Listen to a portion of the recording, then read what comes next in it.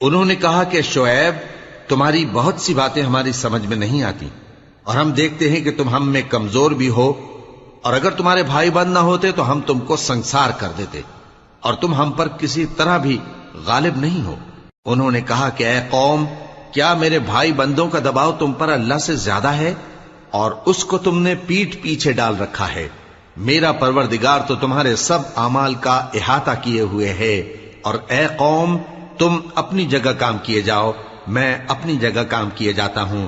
तुमको अनकरीब मालूम हो जाएगा कि रुस्वा करने वाला अजाब किस पर आता है और झूठा कौन है। और तुम भी इंतजार करो, मैं भी तुम्हारे साथ इंतजार करता हूं। और जब हमारा हुक्म आ पहुंचा तो हमने शुएब को और जो लोग उनके साथ ईमान लाए थे उनको तो अपनी रहमत से बचा लिया, और जो जालिम थे उनको चिंगाड़ ने आ दबोचा, तो वो अपने घरों में औंधे पड़े रह गए।